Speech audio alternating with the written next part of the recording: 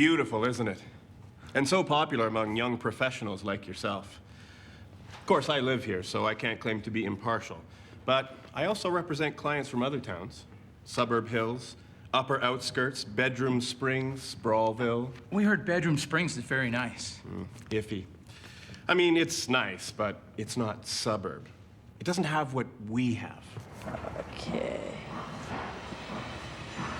Hi, I'm Nick Moss, and I'm going to show you my community from this cell phone tower up there. It's pretty easy to get up. You just gotta jump this fence here, then you just climb up the ladder.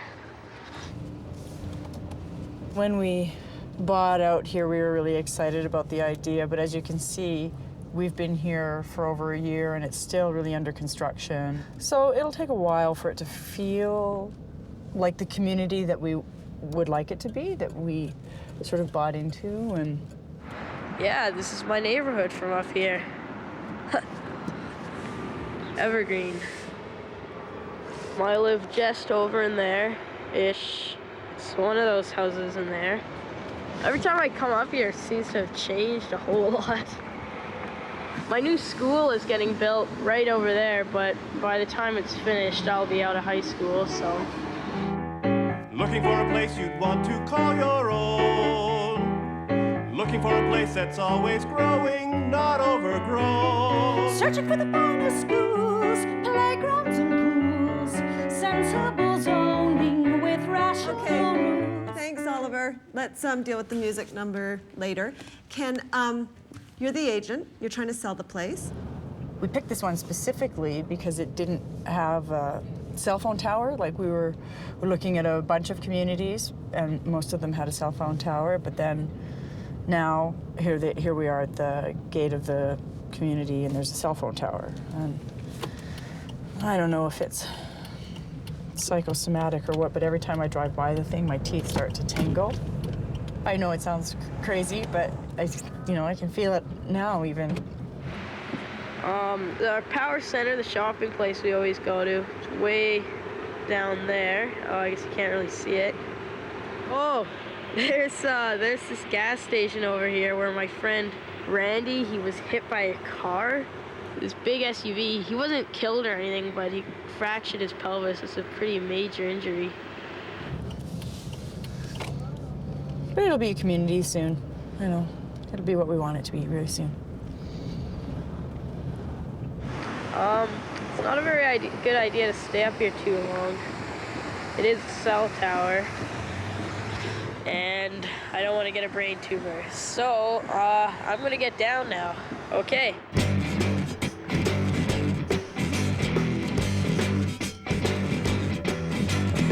So, this is my sister Jennifer. She's 10 years old. If I stand down, we could fly around the world 2,000 times. Oh, this was sad time, baby, just smile.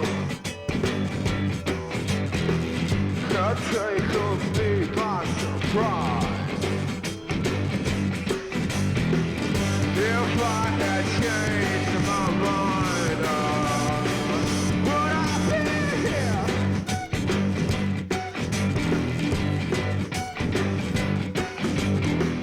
If I had changed my mind, would I be here? Come on. My mom says being by the cell tower makes her teeth tingle. Anyway, this is our house. Yeah, it's our house. I think we've lived here a year now, just over a year. So far, I don't know really anyone who lives around us. I don't know them. I know their dog, but I've never seen the owners. I don't really know anyone in this vicinity.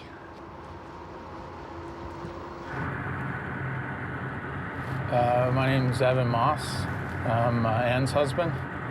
Where I grew up, there was, these huge trees in front of the house, all the way along the street. And it had like these, I guess, what we used to call them boulevards, like little patches of grass from your sidewalk out to the road. So there was trees there, and they would touch each other. They would meet. The trees on both sides of the road would meet, right? So I don't know. That's what I picture when I think of a home. But I don't remember my parents asking me, "Hey, do you like living in this neighborhood?" I mean, that's just where we lived, right? I mean, when you're, I want to do the best for my kids. I want them to be happy. But so this is the arrangement we have now. You know, I mean. I'm Ken Greenberg. I'm an urban designer based in Toronto.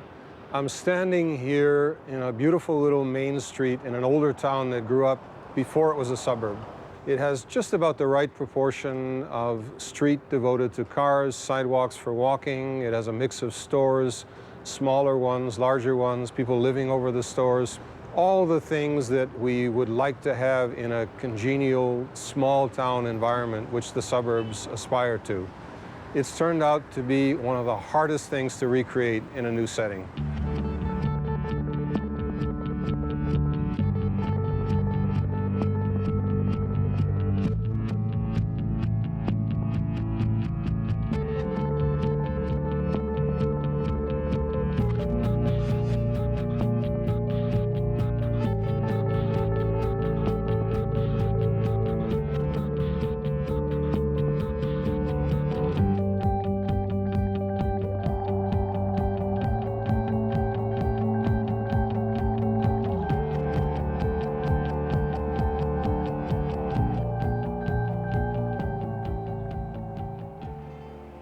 I'm James Howard Kunstler. I'm the author of The Geography of Nowhere, Home from Nowhere, and The Long Emergency. 80% of everything ever built in North America has been built in the last 50 years. And most of it is brutal, depressing, ugly, unhealthy, and spiritually degrading. The Jive Plastic commuter tract home wastelands, the Potemkin Village shopping plazas with their vast parking lagoons, the gourmet mansardic junk food joints, the Orwellian office parks featuring buildings sheathed in the same reflective glass as the sunglasses worn by chain gang guards.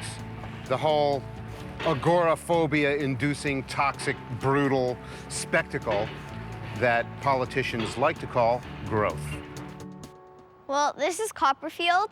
At one point it might have been a copperish field of wheat or something, but Yeah, now it's kind of just like a community of suburbs got put over it, I guess. Well, you know, we definitely needed a bigger house with 3 kids. At that time, the baby was just a year old. So with Anne, I mean, she always wanted a new house. Everything had to be brand new.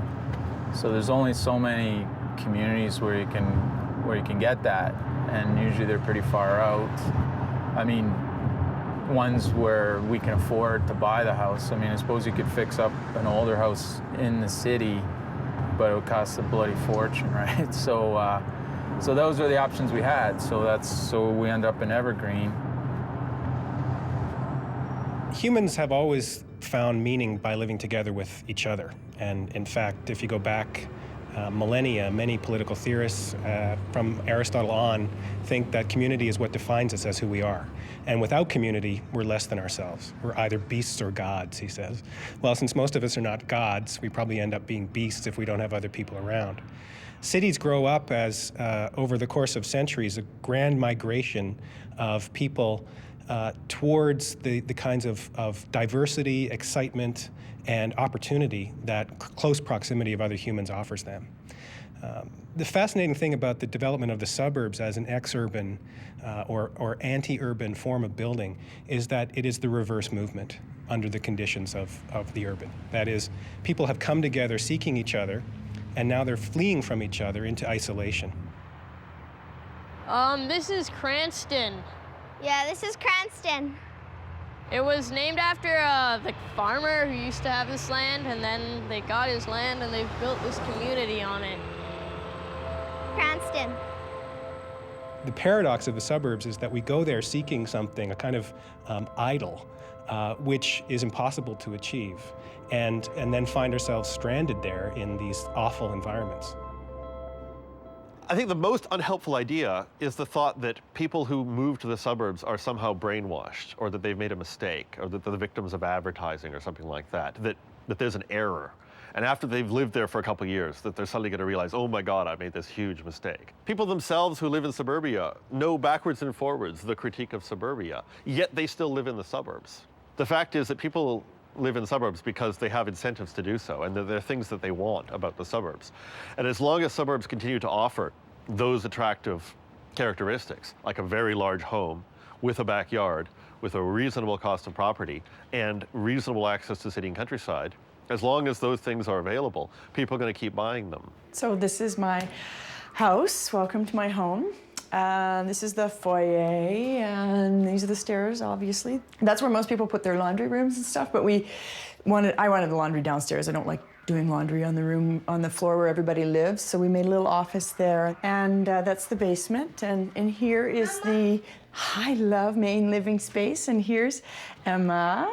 This is the room where we spend most of our time. The kids can come and play in here and do their homework and stuff at the dining room table. This is my favorite room in the whole place. This is where I spent most of our time when we were planning the build of the house. I wanted these little compartment shelves and stuff like that, and the gas unit that I really, really wanted. And so these are our electrical boxes. And these are the phone boxes. Yeah, those are the neighbors. These are ours.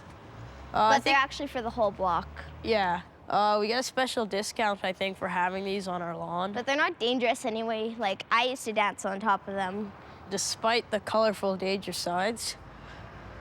So these are the bedrooms up here, the two older kids' bedrooms, and we've got a little sitting room back there, and here's the main bathroom and our bedroom, but I'm not gonna, as you can probably tell, I'm a little bit nervous about this. I'm not sure how this is all going to work and how foolish you're going to make me look. So anyway, you know, I trust it'll be okay in the long run. So that's my house.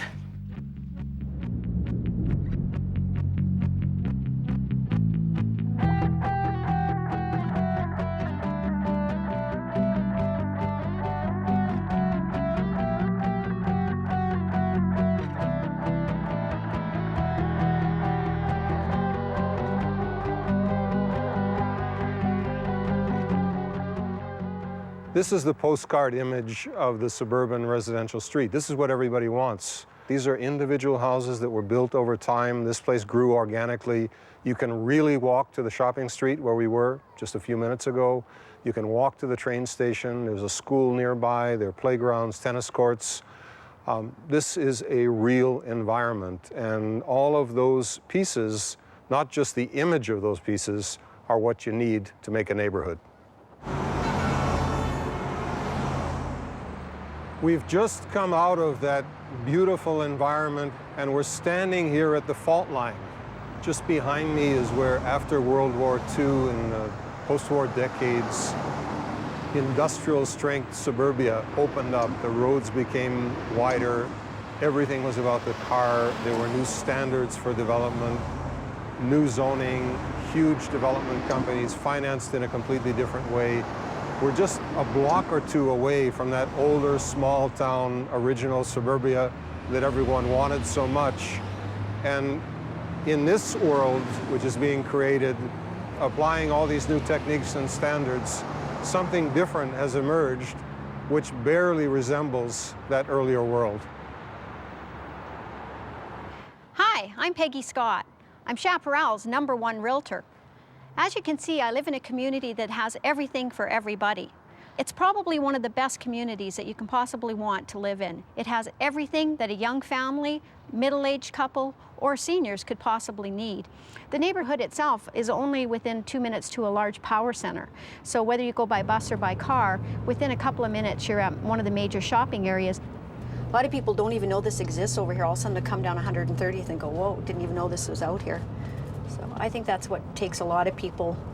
They move out here because of the different power centers. Everything's really close to where you live. You can walk. They have everything here. They have the large supermarkets, they have superstores, they have restaurants, tire stores, everything you can imagine is in new power centers that just makes lifestyle living in any neighborhood a little bit easier. Why would you go anywhere else when you can come right here and stop and do all your shopping within minutes of where you live? Come on, love. I always try and park where I'm sort of in between everywhere I need to go so that I can not have to get back and forth into the car, that I can just run around, and that way you get enough exercise doing this every day. So you go between all the stores. We're gonna go far. Yeah. So this is the schedule for the Moss family. This is what keeps us organized and running. And it's all color-coded. I'm red. And Nick is blue. Emma's purple. Dad's green. Mom's orange. Right. And then we've got the hearts are me, and Evan's car is the green. So the van is all the hearts, and the car is all the green. We do it month by month, and when we get to the end of this month, I will have already started to fill in the month that's coming. Otherwise, I won't, because it's too crazy, and I'll lose count. I'll lose.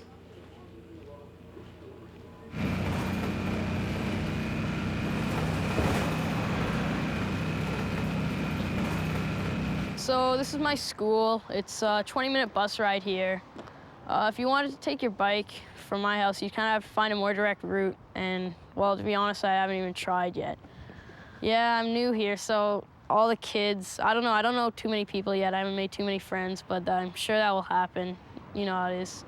At first I really liked the moving idea, you know, moving to a new house. It's new, a big new house. It's kind of great, you think, but then after you do it, you regret doing it because you miss your old house. And it was in a really convenient place for me, and everything just gets more complicated out here. I guess some change is kind of inevitable, though. Yeah, 2 hours a day, I guess. But I don't mind it, really. I mean, well, yeah, I mean, it sounds weird, right? Because there's 50,000 cars around us, but it's my time alone. I think about stuff, think about what I have to do for the day, think about my life. I listen to my music, that's great. Yeah, I mean, I find it sounds weird, but it's kind of meditative.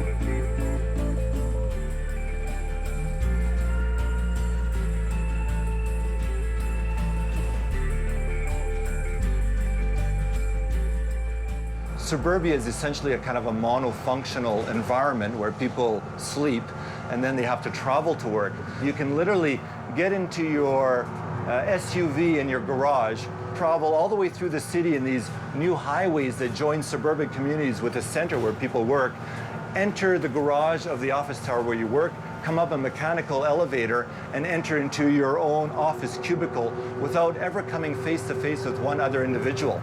So a city that propagates a suburban model is a city that in some ways propagates pure private space as opposed to any notion about public space.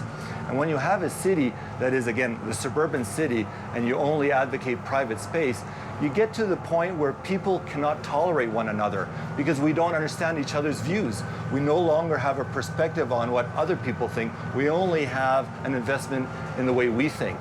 And so in some ways, a suburban city can be understood as an intolerant city.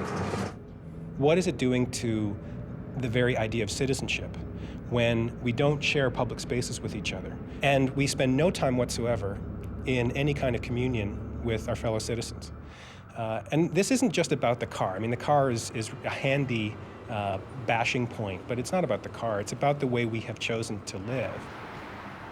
My particular worry, I guess, would be the deteriorating sense of citizenship when people live so isolated from themselves. Here we are in the pleasing rest area of the bike trail, where the easy motoring utopia meets nature.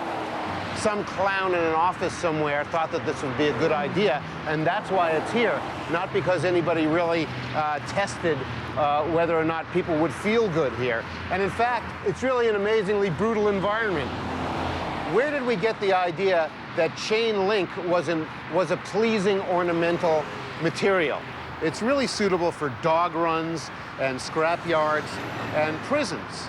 So what you get here really is sort of the ambiance of riot in cell block D. The assault upon your neurology is really impressive, and you really have to be here to appreciate it.